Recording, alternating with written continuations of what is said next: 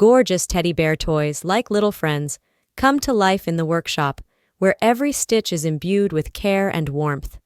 Beautiful furniture, accurately emphasizing the cozy magic of this place, as if inviting you on a wonderful journey back to childhood. And here, in this children's toy workshop, where the viewer is surrounded by magic and tenderness, our adventure begins. But alas, in this world of fairy tale creatures and magical toys, times of change are coming. Fate, like an evil fairy, casts dark shadows on this beautiful corner of magic. The workshop, the embodiment of a child's dream, closes, and the magic begins to slowly disappear. The protagonist, despite her devotion to the world of toys, decides that the only way to preserve this corner of happiness is to burn it down as a final act of drama. The flames of the flames envelop each toy as if it were a goodbye kiss. Wooden shelves and furniture melt under the hot breath of the fire. In this act of self-sacrifice, the heroine lets go of the past to make way for new adventures. The burning of the workshop becomes a symbol of the inevitable changes that intertwine over time. However, even in this act of sad farewell, we see how moments of beauty and magic retain their light. The flame in the darkness, like a candle, reveals the magic of those memories that will remain in the hearts of those who once played with these magical creatures. And in this farewell flame, the viewer feels not only departure, but also rebirth, a new stage in the boundless flow of time. Thus, the main chapter of this fairy tale story closes, but the fire takes away only the past, leaving room for new pages in the book of magic. In this world of flames, where reality is intertwined with emotions, a lit match becomes a guide through a portal to the past. Her glowing trail slowly falls on the workshop, the place where the protagonist shared her passion with her departed father, where every stitch and every toy was stamped with inspiration and love. Fire meets wood and old memories, creating a dance of light and shadow. The workshop, witness to many difficult moments and joys, turns into a fiery performance. The gaze of the heroine standing in front of the blazing building is full of complex feelings, a reflection of nostalgia, love, and some melancholy.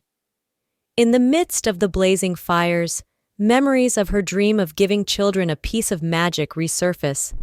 But now, in this moment of virtual farewell, all that remains is to watch as her brainchild is consumed by flames, a symbol of the past that, like a phoenix, burns away to give way to a new beginning. So under the light of the fire, the heroine just stands there, as if in a dance with memories and loss, watching the past and the future intertwine in this fiery vortex. Now her life will start from scratch. Tria returned home, her eyes shining with satisfaction, like a shining star after accomplishing an important deed. Her heart was happy, and she was determined to start a new phase of her life. No more dreams of opening workshops and entering into a whirlpool of endless orders and exhausting overwork.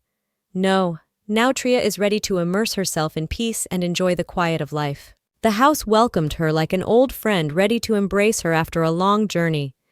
Now that she had the act of saying goodbye to the workshop under her belt, she was about to open a new chapter in her own story. She looked forward to the future with a smile, relying on the quiet harmony of domestic life, where every moment had its own value.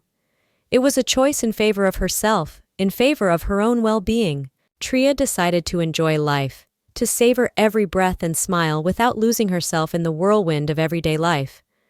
Because at that moment, standing in front of the closed door of the workshop, she realized that the true treasure is in the ability to find joy in simple but meaningful things, in being happy just by being. In addition to the exhausting rework, Tria faced an avalanche of other troubles, like a storm threatening to destroy the peace of her workshop. The prince, arrogant and ruthless, demanded a toy the size of a real castle, threatening execution if she failed to create it in just a week. It was a challenge that carried with it an incredible ordeal. A girl had come into her life, experiencing the harsh attitude of her father. She had chosen the workshop as a refuge, off guard, as if a true sanctuary of feeling.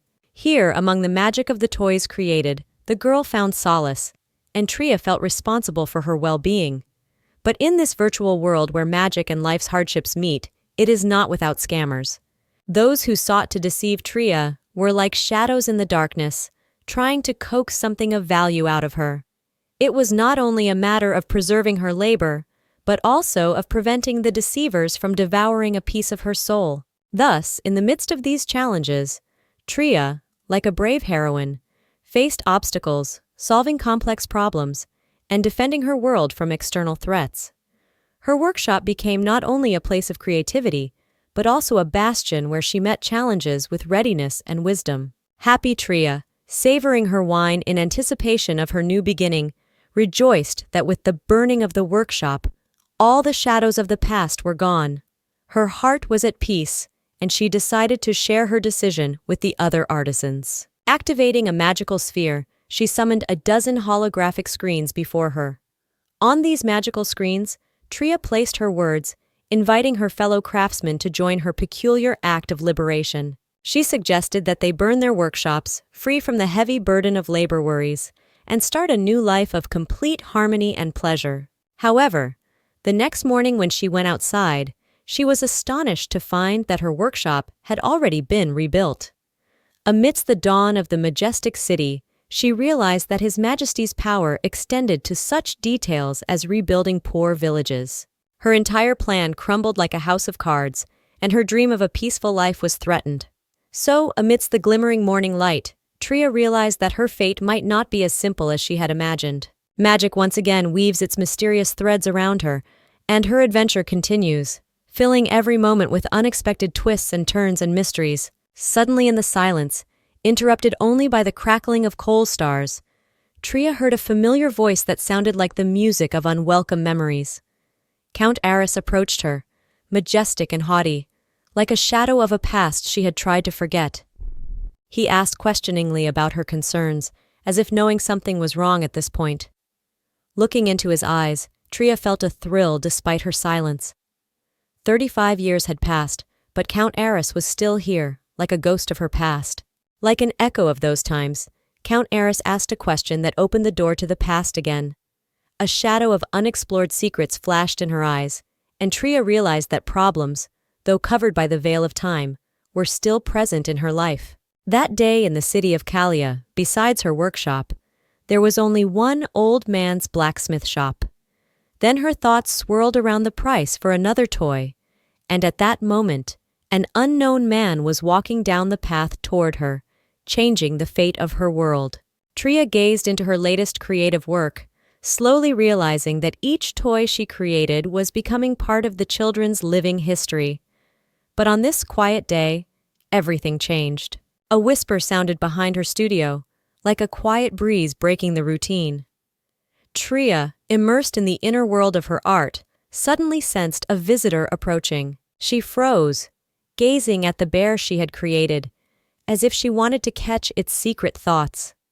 The footsteps came closer, and Tria made a decision to pretend she was busy with her creation, to hide from the attention of the unexpected guest. From behind the half-open door came indeterminate voices that Tria felt through every fiber of her being. Duty hung over her like a dark cloud, and she knew that hiding was another difficult decision. But at that moment she decided to stay in the shadows, to let the workshop keep its magic. Suddenly, a visitor entered the room. Hidden in the corner, Tria glanced at the door, waiting for the mysterious visitor to leave. The mysterious figure from the unknown stepped into the workshop again, and his presence caused a stir in the air. Tria's eyes sparkled with warmth, but at the same time something flickered in them, like the shadow of a long-ago memory. The unknown guest in her studio awakened a curiosity in Tria that overpowered her fear of the unknown. She decided to go out and meet the mysterious gentleman whose appearance changed the routine of her artistic retreat. She saw a man of luxurious appearance, adorned with golden details that beckoned to the eye. Tria couldn't help but marvel at his appearance, though she couldn't remember ever seeing him before. Questions about the purpose of his visit soared in her unraveling gaze. Trying to find out the reason for the visit, Tria was confronted with the silent and insistent gaze of the Lord. The mystery of his silence began to envelop her like a veil, and in that moment, fear pierced her heart. She was surprised to notice the traces of blood on his clothes, as if they were silent evidence of something inexplicable. Suddenly, the blood-stained man lost his balance and collapsed to the floor. Tria's heart clenched with surprise. She instantly realized that something far more complex and mysterious was unfolding in her workshop than she had ever imagined. Tria's heart was beating anxiously as she ran up to the man in the luxurious clothes. With excitement, she offered to take him to the hospital, worried that his injuries could be serious. He waved it off, however, claiming that he was fine. His words sounded convincing, but the gagging that tormented him contradicted his assertions. Tria, with her creative view of the world, could not remain indifferent to the suffering of the man before her. She insisted that he needed medical attention, but the man continued to argue otherwise. His face was resilient, but the pain in his eyes left no doubt that he did need professional help. Tria, burning with determination to help, felt time dragging on at an incredibly important moment. She stood at a crossroads where the decision whether to send him to the hospital became not only a matter of caring for a stranger, but also the key to unlocking the secrets that were mysteriously woven into her ordinary life. The world around Tria froze for a moment as the man suddenly lost consciousness, collapsing to the floor. Her heart sank to the beat of his fall, and fear swept over her like a cold, icy wind, leaving her in the deepest shock. She stood there indecisive, as if time had stopped in her imagination. The stranger's body lay before her, lifeless and helpless. Tria's eyes went wide, reflecting the fear that had frozen in her soul. It was fear of the unknown, fear that her creation, the workshop, had witnessed incredible events. She couldn't take her eyes off his body, as if trying to penetrate the darkness of unconsciousness. Tria's gaze slid over every detail of the man's face, trying to read the answers in his stillness. Her hands trembled, and she felt an unknown force drawing her to what was now an integral part of her reality. A mixture of fear and curiosity stirred her inner world, creating a unique symphony of emotions. Tria stood on the edge of two worlds, the one she knew and the one she couldn't understand. Her gaze was locked on this moment, as if temporarily setting aside her entire creative self. The fear that tightly enveloped Tria added its own shade of mystery, enveloping the man's body. She looked at him with mixed feelings, fear and disbelief. The workshop, filled with magic, had become a place where even a shadow of suspicion could shake the foundations of her serenity. Thoughts that she might be mistaken for a murderer flitted through her mind like flying shadows. When her gaze penetrated more closely, however, she noticed the lack of external injuries on the man's body. It was strange and mysterious. The moment she smelled the familiar scent settling in the air, her heart sank. Tria realized that the mystery extended far beyond her workshop. The smell of poison filled the air, and she realized that the man had been poisoned.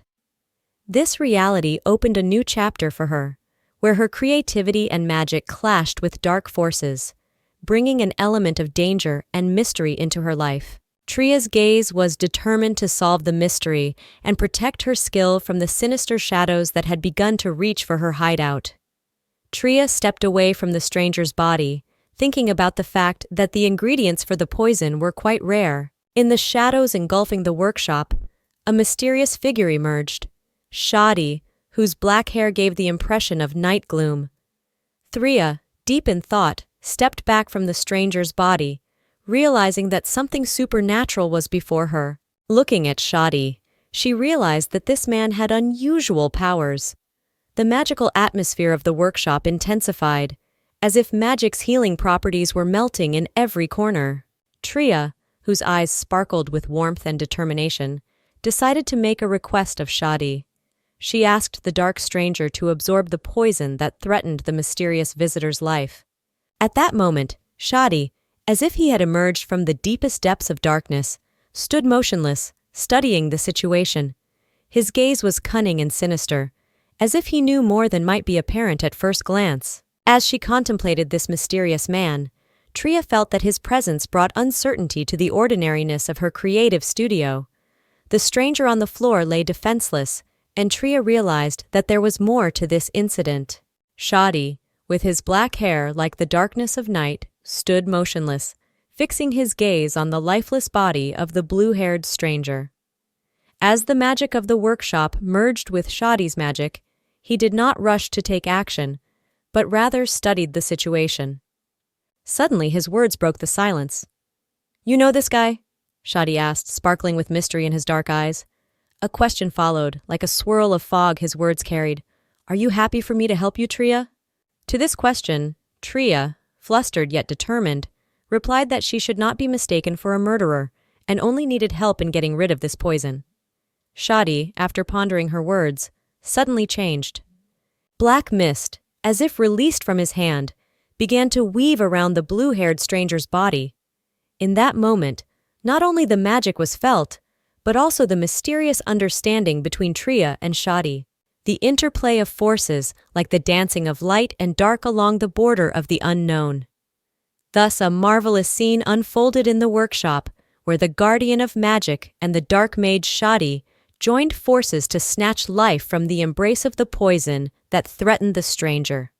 In that moment, it was as if two worlds were intertwined. Tria's world, full of warmth and kindness, and Shotti's world, filled with mystery and magical mystery. In that moment, Shotti's mysterious nature is suddenly revealed. He is a shadow, capable of absorbing anything he desires. This unique property of his makes him invulnerable to the poison that threatened the stranger. There is a whisper of dark magic in the workshop, as if the unknown power hidden in Tria's shadow is awakening. Shotti, as Tria's shadow, is quite unique. He was born from her shadow, becoming part of her essence. Sometimes he rests in her shadow, taking the form of a human at her invitation. But there are times when the shadow grows weary, and at such times he incarnates in a doll created by Tria as a child. This doll becomes not just a resting place for Shotti, but a kind of refuge where he can regain his strength.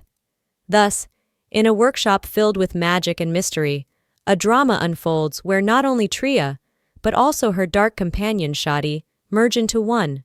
They face the challenge that the poison has thrown before them, and the power of Shotti's dark magic becomes the last hope of saving a stranger from mortal danger. In that moment, like a slow-motion dance of light and shadow, an extraordinary joining of two different worlds is born. Tria, facing a dilemma, contemplated what to do with the body of a stranger, who apparently wouldn't come to his senses for quite some time. Her eyes glittered with determination, and her hands, accustomed to creating and crafting magical toys, were now faced with a dark mystery. Everything in the workshop seemed magical, but now there was a shadow of uncertainty in the air. Suddenly, like a portent of unkind events, the door rattled with a knock. Tria flinched, realizing that a merchant, expected or unexpected, was on the doorstep. Panic gripped her, and her heart beat faster. Unfinished thoughts of the stranger's fate were disturbed by the shouts of the merchant outside the door. At that moment, she made a decision on the fly. In an attempt to avoid misunderstandings and accusations of murder, Tria, like a flashed magic firefly, picked up the body and, like a shadow in the night, disappeared instantly into a random room. Through the glass, her eye saw only the disorderly shadows within, hinting at many magical mysteries. Meanwhile, the merchant kept up his pounding and shouting in increasing waves. Shrinking with excitement, Tria realized that the mystery of the mysterious stranger was solely hers, and setting the merchant upon him could have many unpredictable consequences. A flash of anger lit up Tria's eyes, and with determination, she swung the door open, as if ready to voice her displeasure at the pushy merchant. Angrily, she exclaimed, expressing her displeasure at his insistence. However, like a stroke of magic, everything changed when the merchant announced that he brought good news. It turned out that he had successfully sold all of Tria's goods, and now he was offering her a share of the proceeds. At this moment, sadness gripped her soul, for even good news could not overshadow her financial difficulties. The proceeds from the sale would barely allow her to cover the huge debt of 39 billion coins. The merchant, as if anticipating her disappointment, suddenly offered the girl an unusual solution. He offered Tria to disappear from the pages of history, to avoid debts and worries. Tria's gaze became visibly confused, and she hesitated, pondering this unexpected offer. After all, the debt she had to pay was overwhelming, and the possibility of disappearing from this sorrowful reality was beginning to catch her attention. Tria, entranced by her conversation with the merchant, returned to her magic workshop. Her heart was filled with a variety of emotions, from sadness and financial hardship to the mystery of meeting Shotti and caring for the stranger who still hadn't regained consciousness. The workshop, filled with magic and creativity, seemed to be a reminder of eternity itself, while the temporal uncertainty around the stranger added an unknowable shadow to this idyllic corner. Tria, once again immersed in her world, began to worry about Shotti, who probably remained tired in her doll. Doubt and worry slowly cast a shadow over the bright colors of her creative sanctuary. She paced her workshop with determination, but there was anxiety in her eyes. The time for questions and decisions had come, and Tria was preparing for the new challenges that remained in the shadows of her mysterious destiny. Shifting the stranger into a more comfortable position, Tria decided to wait, even as fatigue clenched her own eyelids. She anticipated the moment when the mysterious guest's eyes would open and he would return to consciousness. Even her own desire to sleep gave way to care and anticipation. Thus, all day long, Tria sat on the edge of the bed, facing the sunset rays that touched her skin like golden threads. Time stretched like a magical space, where every second was filled with mystery and unknowability. The stranger, still in a deep sleep, was snoring like a symphony of mysterious peace. Tria, sitting in anticipation, began to take in every sound, every breath of this mysterious guest. Her eyes were full of patience and wonder at the mystery that fate had brought, and she was ready to reveal it as the stranger awakened from his long sleep. Tria, unable to stand the wait and looking back at the hours that had passed, finally said angrily that it was time for her to go to bed and that Shotti would be watching the stranger. As she said, Shotti's dark shadow, as a trusted guardian, had taken charge of the night watch. The next morning, Tria awoke to the light touch of a shadow. Stretching out on the bed, she met the sunlight that covered her with the outline of a stranger. Her gaze filled with delight as he began to clear in the light of the morning sun.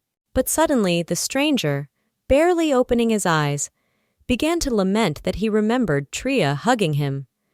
As he listened to his words, Tria noted in her mind that she was merely shifting his body into a more comfortable position and had no intention of hugging him. At this point, however, she couldn't help but smile, for her conversation with the stranger promised to reveal new chapters of secrets that could change the course of her destiny. In the corners of Tria's workshop, the light of candle flames revealed her mysterious features. The stranger, regaining consciousness, felt lightheaded, though the memory of the unconscious fall was a knavish mystery. Tria, her eyes sparkling with warmth, tried to find the right words to explain the mysterious occurrence. "You fell, your nobility, like an abandoned hero of a long legend. I was just helping you to recover," said Tria, her words sounding like a soft whisper of magic. The stranger, with a look full of speculation, insisted on solving the mystery. "You have not answered my question. Have you done something to me?" Tria smiled, encapsulating her thoughts in the magical toys created by her skillful hands. "Your nobility. You felt better when I left you alone. That's what magic is all about." The tension in the air was building, and Tria felt the stranger's gaze grow more intense. A moment's hesitation, and suddenly he was praising his unique body's ability to resist poison. "My physical stamina is amazing. Even your magic couldn't break me. I feel no trace of poison in my body," he declared with a proud smile. Tria, raising her eyebrows, gazed intently at the stranger, and inexpressible emotion flashed in her eyes. Suddenly it was clear to her. The stranger understood the true nature of Shotti, the shadow that slowed her heart. Perhaps she was raising something deeper than a mere surge of magic. Instead of revealing her secrets, however, Tria chose to encase them in a magical cocoon of silence. The stranger could be proud of his invincible physique, but he didn't know that in his body lurked the undiscovered magic of Shotti, the shadow meant to protect Tria. It was all but a foreshadowing of the rippling symphony of fates that would unfold in Tria's workshop, where the mystery of the stranger would once again resound, bringing the past back into the life of the young guardian of magic. The magic in Tria's workshop was growing like stained glass, emphasizing the improbability of what was happening. Tria, the guardian of magic, looked at the stranger with amazement in her eyes, her hands filled with the power of creativity, ready to realize the most mesmerizing fantasies. "Order?" repeated Tria in surprise, her eyes drowning in the swirl of magic that surrounded this mysterious visitor. But the stranger only smiled in response, and in an instant it was as if he had subjugated the space to his will. Magical symbols, like stars in the heavens, came to life in the air, creating a mystical portal somewhere deep within his hands.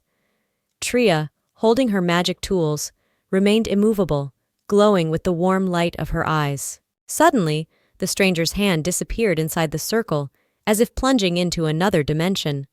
Tria watched in amazement at this incredible process, in which reality and magic merged into a single moment. And so, from this pocket dimension, he pulled out a small box as if opening the veil of his mysterious world.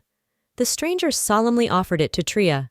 "I want you to create from these things something special, something that pleases children, a marvelous miracle, an embodiment of joy and magic," he said, his words sounding like a magical chant.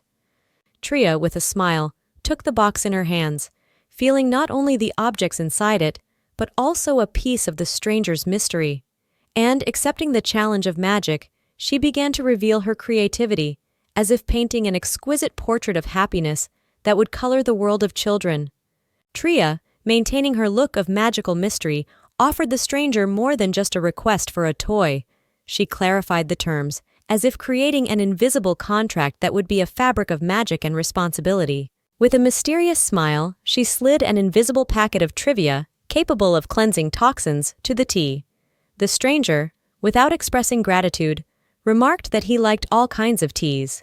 Without diminishing the magic in her eyes, Tria politely reminded him of the details that might be the key to creating a magical toy. However, when it came to the child's age, the stranger's gaze became somewhat sullen. The query was unexpected, causing excitement in his soul. The questioner was suddenly the object of interest, and this caused an aggressive tension in the answer. "You're asking my age?" the stranger asked in a harsh tone, as if offended by the very question. Tria, sensing the change in atmosphere, did not give in to the excitement. Monotonously and calmly, like an enchanting immersion into a magical world, she explained, "I mean the age of the person for whom this toy is intended."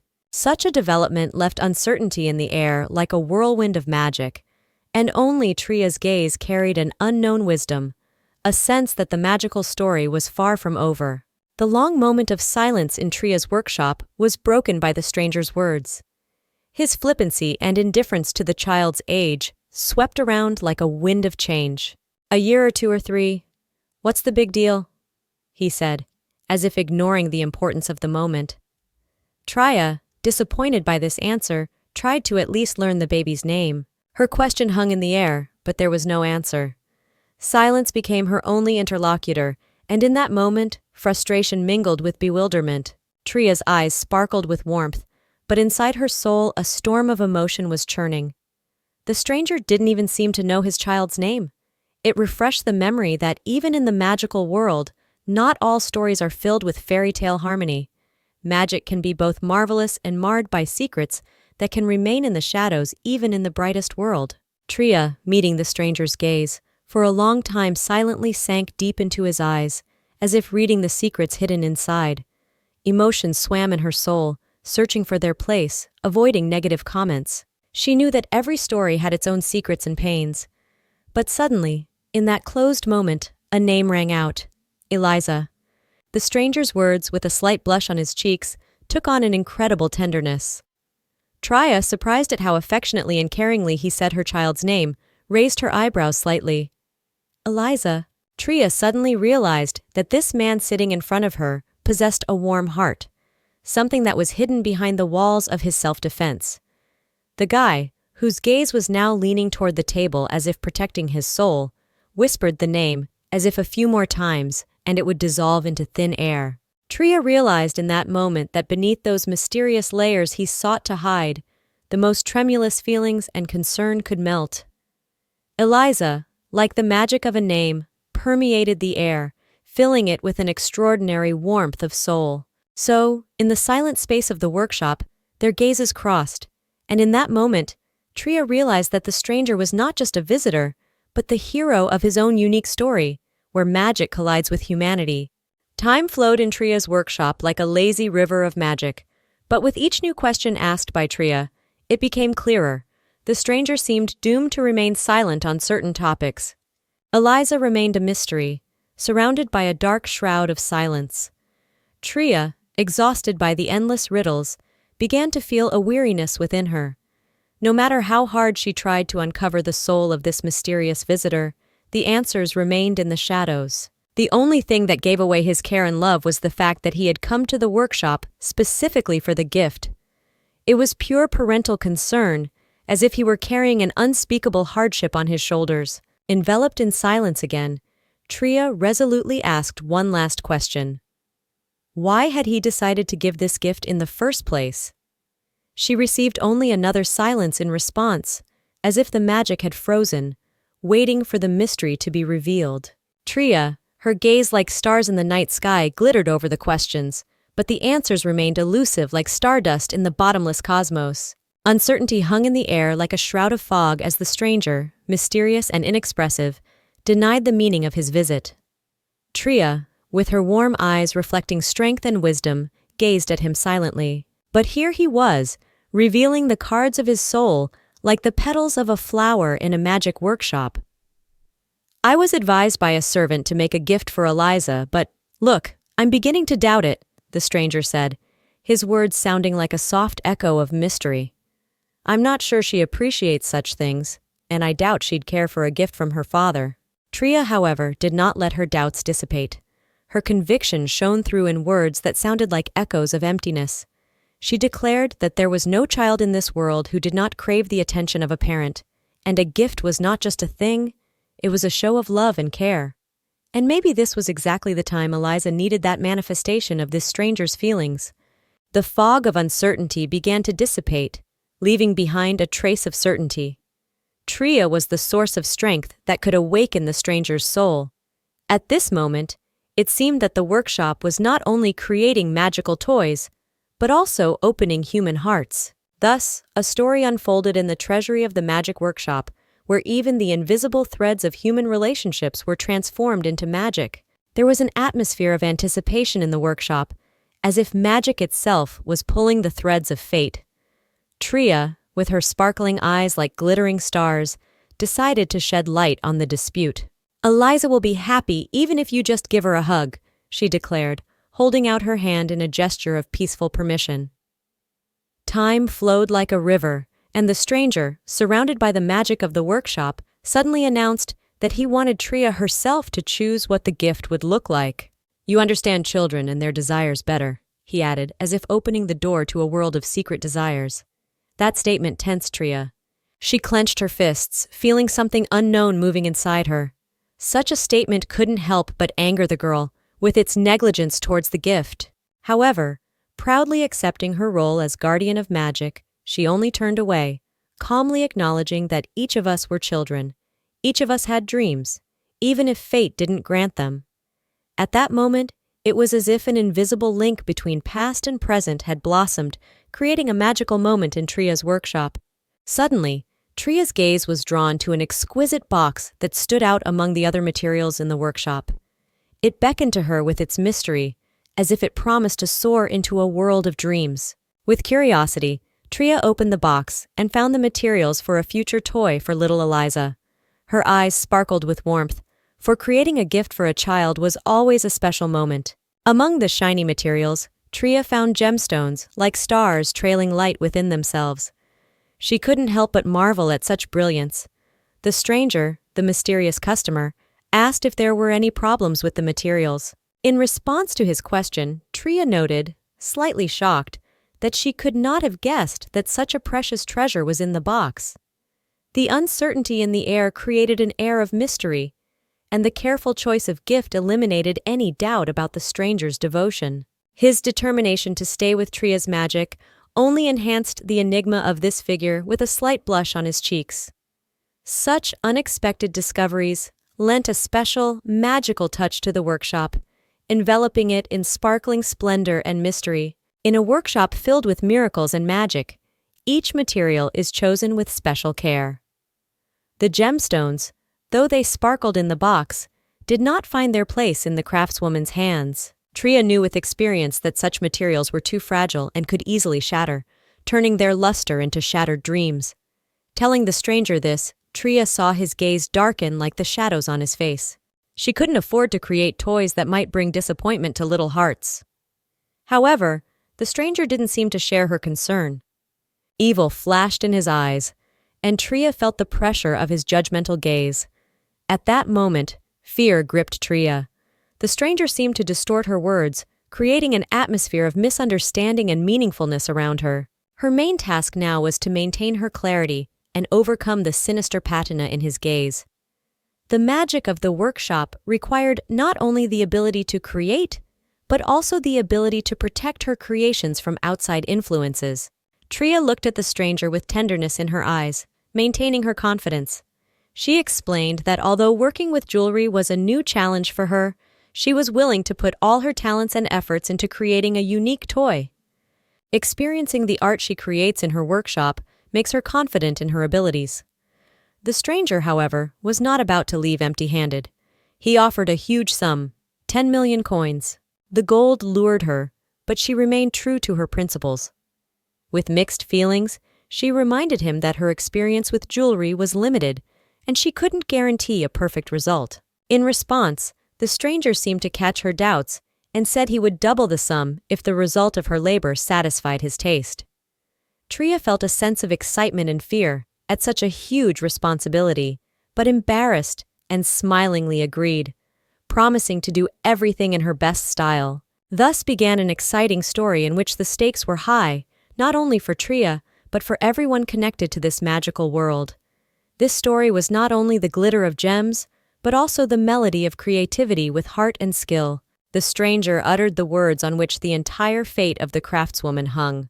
When he returned a week later with little Eliza, he expected 2 magical toys created by Tria's hands. The burden of responsibility for the fate of her workshop and the child's serene joy was upon her shoulders. Tria, taking a deep breath, began her labor mission. She immersed herself in a world of creativity, magic, and mysterious materials. But a question remained in her mind. Why would a stranger with such great magic not solve this problem himself? Doubts remained in her mind, for the stranger was a powerful magician. He used the teleportation circle and disappeared as if smoothly vanishing into thin air. Tria was left with questions and the feeling that there was more than just a toy order behind this mysterious request. The stranger's words hung in the air like a magic spell, and now Tria had to make them a reality. The future of her workshop depended on her skill and creative inspiration. In the meantime, the stranger was probably watching her every step, measuring the quality of her creation. An unexpected realization flashed through Tria's mind like a magical spark lighting the way forward. She realized that this time, creating toys for Eliza required more than just magic. It had to be a creation filled not only with magic, but with a soul that could touch the deepest corners of children's hearts. An unexpected realization flashed through Tria's mind, like a magical spark lighting the way forward. She realized that this time making toys for Eliza required more than just magic. It must be a creation filled not only with magic, but with a soul that could touch the deepest corners of children's hearts.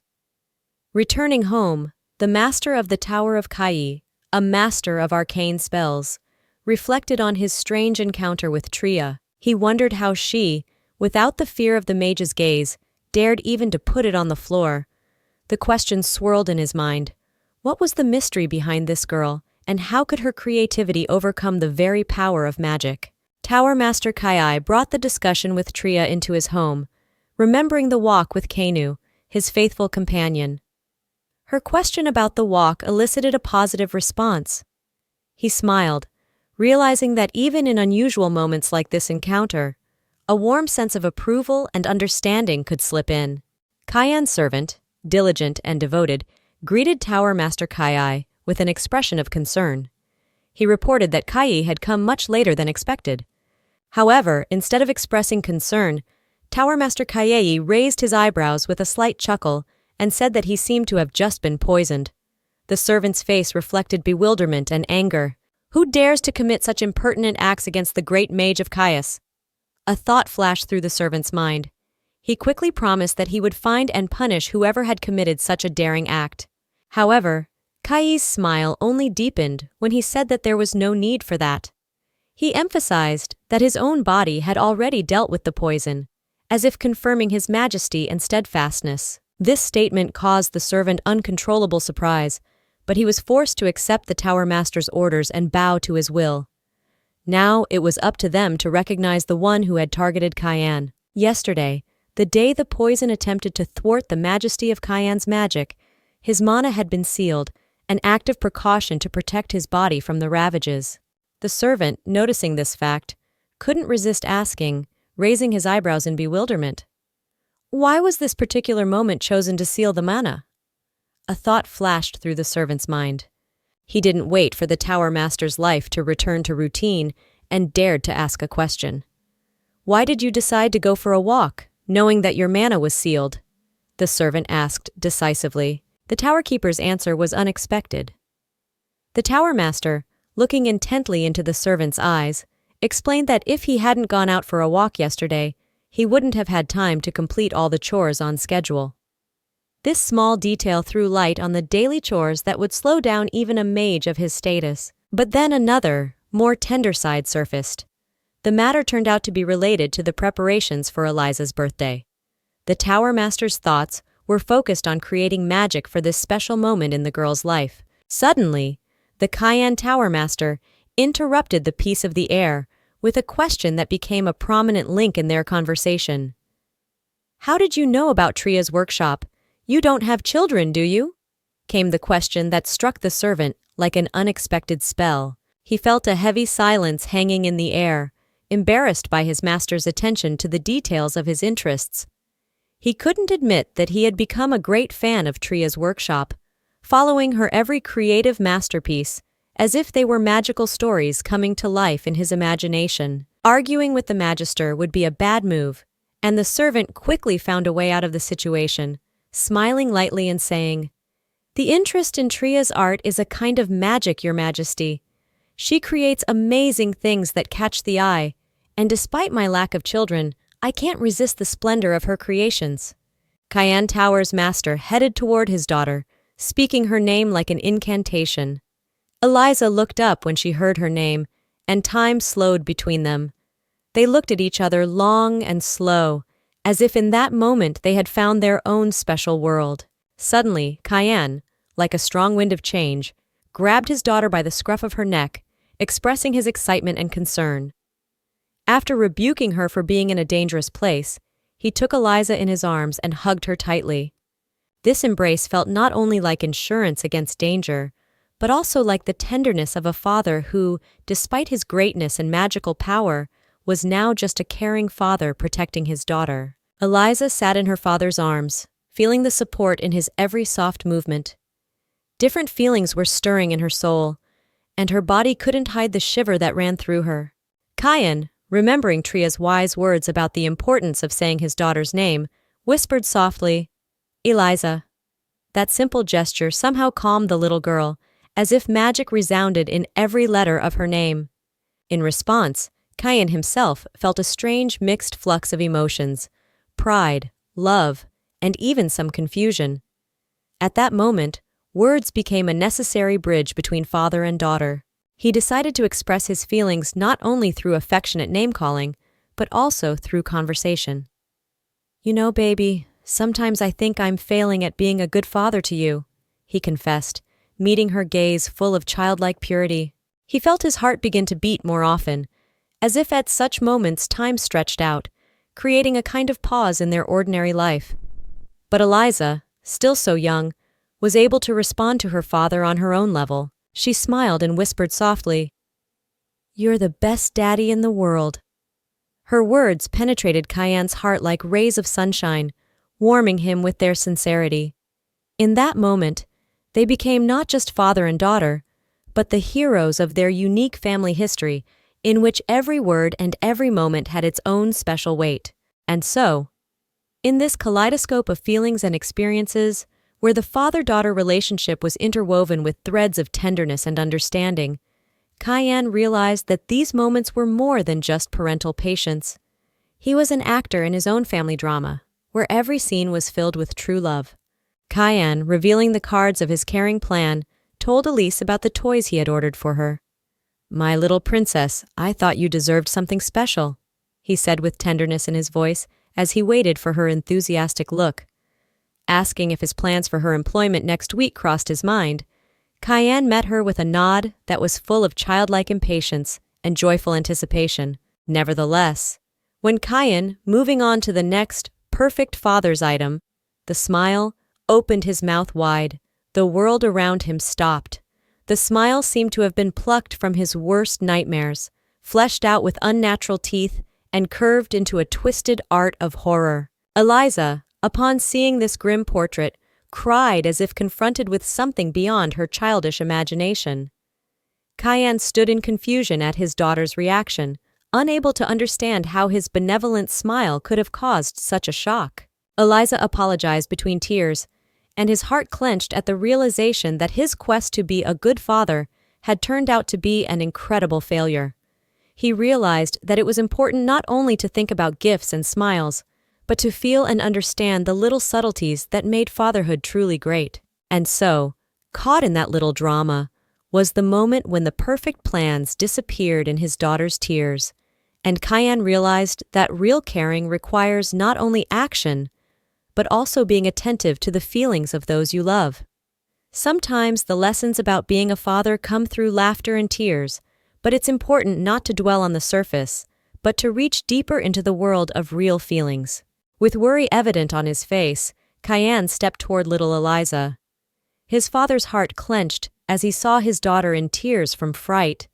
He gently begged her to stop crying, eager to remove this heavy veil of anxiety from her soul. But the more he tried to soothe her, the more her sobs sounded, as if fear had taken over her mind.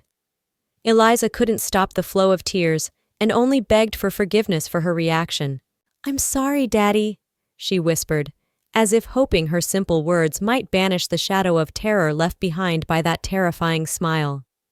Kyan felt his own anxiety intensify, for his desire to do his daughter good had turned into a deep fear for her well-being.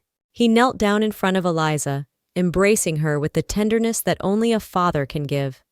"My dear, I didn't mean to frighten you. I apologize for my silly joke," he spoke, trying to convey his sincere apology through the warmth of his embrace. In that moment, Kyan realized that what matters most is not perfect plans and wishful smiles, but the genuine care and love that should be the foundation in a father-daughter relationship. Thus, in this stirring interweaving of feelings, between pleas for forgiveness and vows of love, father and daughter found a path to understanding, the realization that the true power of fatherhood is not found in flawlessness, but in the ability to accept one's mistakes and grow with one's children. In her workshop, Tria looked curiously at the papers aptly scattered by Kayan's teleportation. She dreamed of creating amazing toys out of the gemstones Kyan had generously given her. Immersed in thoughts of shapes and colors, she decided to go to the Forbidden Forest in search of unique materials. The workshop was filled with excitement at the very idea of exploring the mysterious forest. Tria thought about how she could use her skills and knowledge to create something truly magical. Even Shotti, a magical shadow loyal to her, could help on this journey, taking the form of a human and discreetly accompanying her mistress. With her imagination soaring, and the courage that was born from the knowledge that Shotti would be close by, Tria set off into the forest. Under the dense branches and in the shade of the mysterious trees, she felt the magic of the forest penetrate her skin. She longed for unexplored corners, where perhaps the very treasures that would turn her ideas into living works of art were hidden. With each step deep into the forbidden forest, Tria felt her inspiration growing. She imagined future masterpieces created from the unique materials found in this mystical place. Her eyes flickered with sparks of creativity, and her heart beat in unison with the pulse of nature. Thus, craftsmanship and magic became inseparable companions in this exciting adventure of Tria's search for inspiration and materials for her future masterpieces. Suddenly, Shotti took on a human form and gently embraced Tria, as if supporting her decision to go into the forest. At that moment, when she realized that there was not much time left to create an amazing toy and she needed to start gathering materials immediately. His arms were like the embodiment of reassurance and support. Tria, feeling Shotti's caressing touch, was both excited and concerned for her faithful companion. He simply took her hand, however, as if to demonstrate that his strength and endurance in human form knew no bounds. As they embraced, they were instantly immersed in the dark mist that was part of their magic. The next moment, they were already in the heart of the forbidden forest. The mysterious trees, surrounded by a mystical glow, greeted them like ancient guardians of secrets. Time and space seemed inconsequential as they hastily set about gathering amazing materials. Despite the tight deadline, Tria found the strength of inspiration provided not only by the nature of the forest, but also by her faith in her own creative abilities. Shotti by her side served not only as a protector, but also as a source of inner strength. Together they created in the world of magic and art, as if merging with the magical atmosphere around them. Together, in the embrace of the dark mist, Tria and Shotti directed their steps into the heart of the mysterious forbidden forest. Their presence awakened the ancient forces of nature, while each step on this magical path filled the air with magic. The light green leaves whispered mysterious secrets, and the grass stalks gently supported them on this amazing journey. Tria, with love and passion for creation, took each ingredient she found in her hands, as if communicating with nature itself. Shotti, in his human form, was at his side, ready to help and support. Together they became invisible in the dark thickets, making it seem as if nature itself was providing them with its treasures. Gathering the precious metals that sparkled like stars in their hands, Tria felt inspiration coursing through her skin. Their magical union with the nature of the forest was reaching its peak as each ingredient they found became part of a greater plan. They became part of the very essence of the forest, immersing themselves in its magical mysteries. After returning home with nature's treasures, Tria began to create. Intricate melodies sounded in her workshop as she realized her ideas. Every day, the creative process took on new colors, as if the magic inherent in the materials came to life under her hands. A few days later, when the last stone was inserted into its place, Tria stood in front of the completed pacifier for Eliza. Her eyes sparkled with the reflection of the stars trapped in this marvelous toy.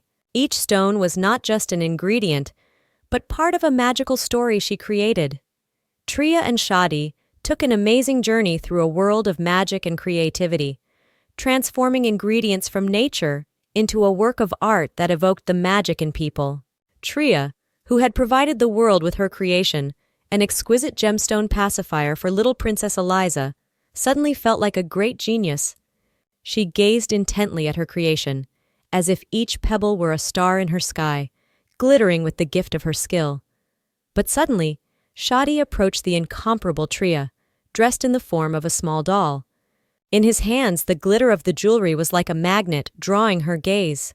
He brought her even more jewelry, as if gathered in a small rainbow chest. Tria couldn't resist speaking her thoughts. But it turns out, even geniuses can be unpredictable. "On a white base," she remarked with a slight reproach in her voice, "you can't see those little diamonds so much." Her words hurt Shotti's ego, as if she'd managed to move the stars in his heavens. So began an unexpected duel of brilliant minds, where each jewel became a symbol of the clash of two unruly souls. Weaving the magic threads of words and art, Tria and Shotti gave this moment a kind of ritual of great creators. Down the maelstrom of time, Tria slumped on the couch like the last petal of a fallen flower. Tiredness, like an invisible blanket, had settled over her shoulders after the labor of creating magical toys. The furnace, which was her magical grasshopper, warmed the passion of creativity. But the outcome of this struggle with gems left its mark in the form of physical exhaustion. Now that the last chord had been played, she wanted only one thing: to sink into the arms of Morpheus and forget herself in the world of dreams. At that moment, creativity gave way to peace, and the grasshopper fell asleep, leaving its mistress alone with the world of dreams. But just as in a fairy tale, when the protagonist seemed to be dozing off, Shotti entered the scene. He glided across the room like a shadow, collecting the last shards of glitter. finally managing to collect all the jewels. 2 rubies adorned the plush arms of his doll like guardians of treasure. Now Tria's art was part of his magical world. Overwhelmed by fatigue, Tria, like the last princess at a ball, asked Shotti to share her shadow. Words merged into dreams, and together, like 2 magical dancers, they held hands. They infused Shotti's power like a black feather into the new toy, manipulating it like magic. Shotti's shadow became the sound of happiness, its smooth shimmers penetrating the very corners of the new creation. They created a melody of joy extracted from the darkness itself. It was their joint gift, magic resounding in every sound, like an invitation to a world of wonder. Having constructed their fairy tale symphony, they, like tired wizards, went to bed. Closing their eyes, they drifted into the world of dreams, where magic and reality intertwined like a thread of magic embroidery. Now, under the protection of the night's rest, their creativity continued to live on in their sleep, in every breath and twinkle of the stars in their inner firmament. The next morning, Tria found herself in her bed in a very strange pose, like a dancer engrossed in her own dream. But a sudden knock on the door interrupted the dance, causing her to collapse awkwardly to the floor. She fumbled around in her sleep, trying to figure out where she was and what she seemed to be doing. Confused, with thoughts like butterflies flying around her head, she finally realized she had something to do, and there she was, like an airy marshmallow, heading for the door. Her hand, barely awake, unlocked it, and lo and behold, a serious-looking Cayenne stood before her. He, like a treasure guard who had come to fetch precious toys for Eliza, looked imposing. Tria inwardly mixed magic with reality, and despite the night's mess, her guest was waiting with a smile. At that moment, sparks of creative inspiration sparkled in her eyes, as if she was ready to immerse herself in the magic of creation again. Elisa's father's face suddenly appeared in front of Tria, as if the most important moment had come out of the void. She looked at him dumbfounded, the words frozen in surprise on her lips. "You're in a different outfit today," Tria replied deftly, trying to shake off the awkwardness that had taken hold of her. But even in a different outfit, Eliza's father had not lost his unique features. Bending down to reach little Eliza's level, Tria felt awkward, as if plunging into an unexpected adventure.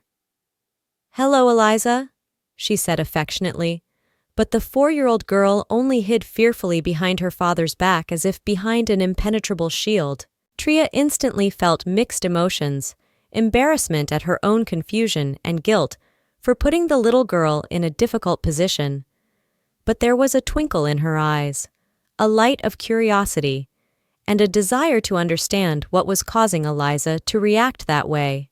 "You don't be afraid, Eliza," Tria whispered, trying to get the girl's attention. She pondered, trying to unravel the mystery of the fear. Maybe it was something about her outfit, the unusual colors or shape that confused the little girl, or maybe just a sudden appearance, as if from a fairy tale illusion.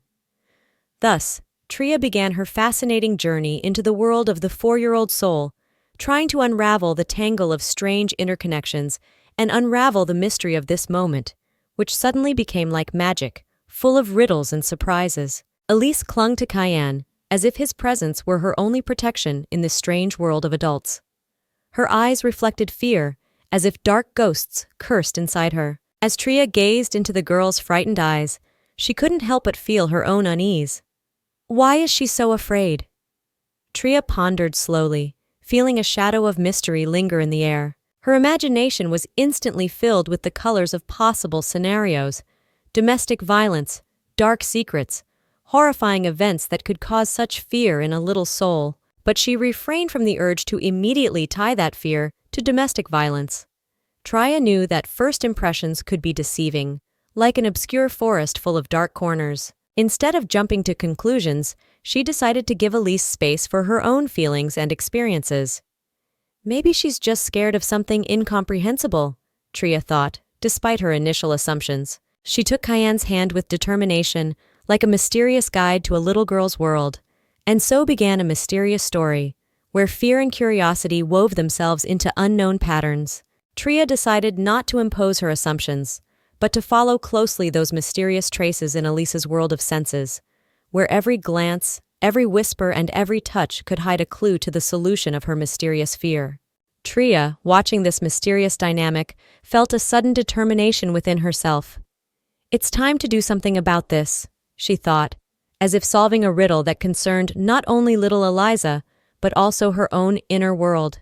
In unison with this sudden inspiration, Tria reached out her hand to Eliza, as if giving her a piece of her own confidence. "Come on, Elise, let's take a walk together," she said with a slight smile, trying to convey her benevolence. Eliza, despite her fear, slowly looked up.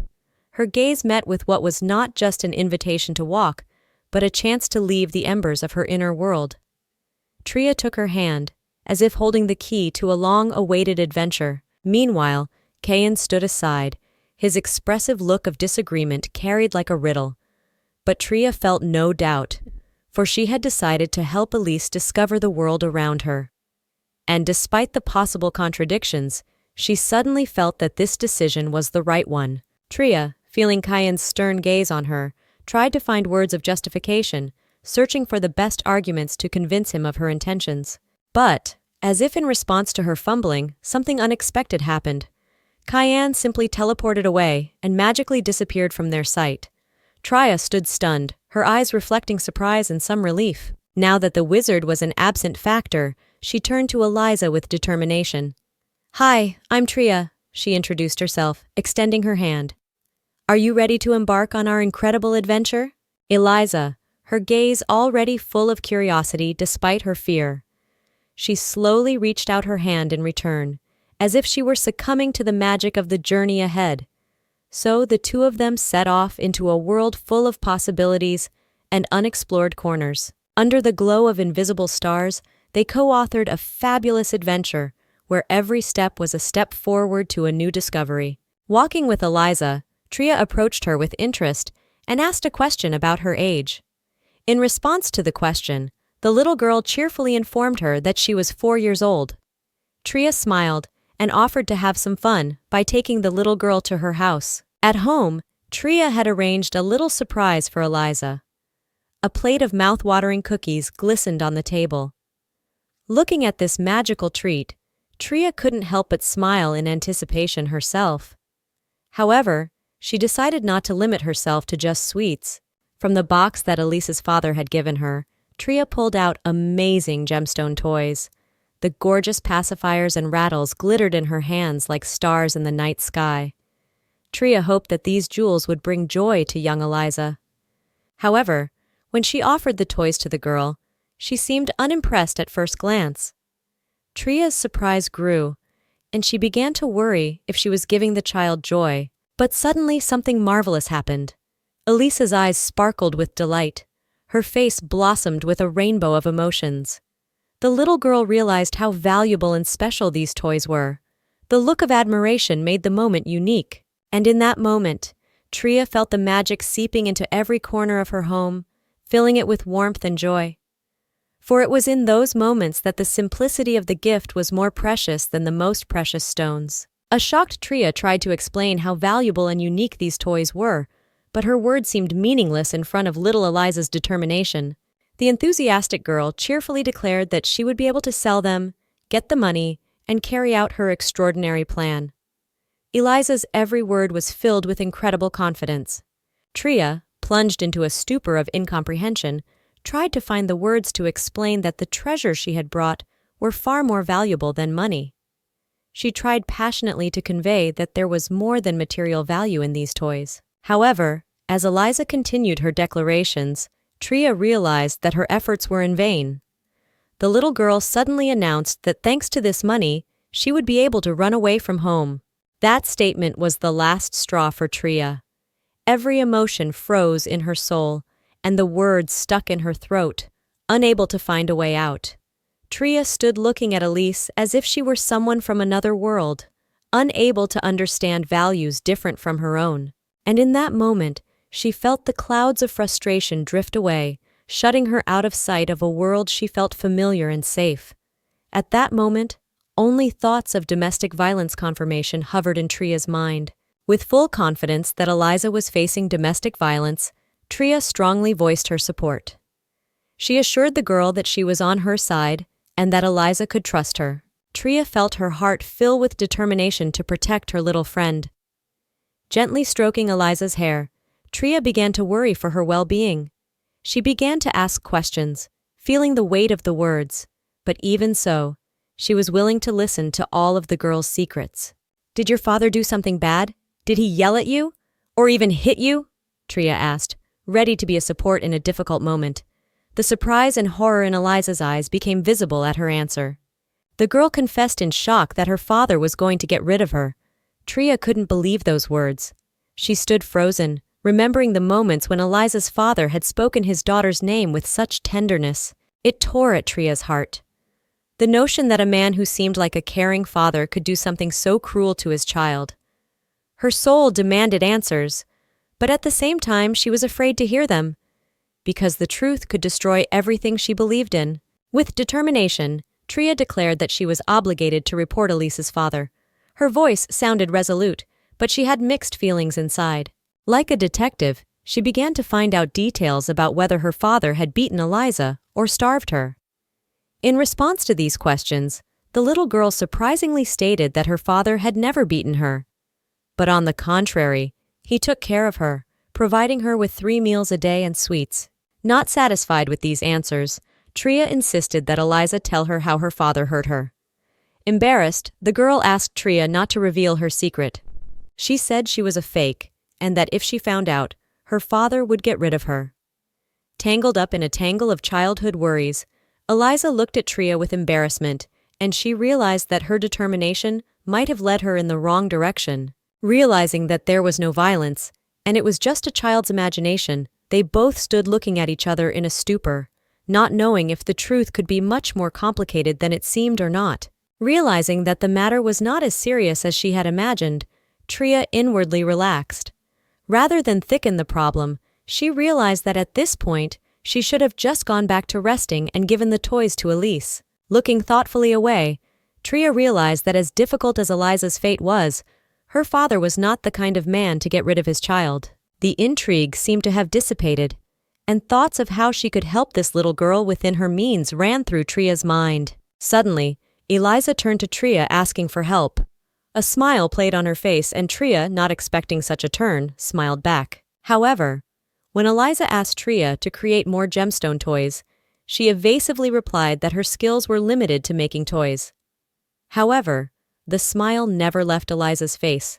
After playing a little with the gemstone rattle that Tria had given her, the girl said she wanted Tria to make more of these wonderful toys. And all this conversation was happening with a smile on Eliza's face, as if magic had entered their world again.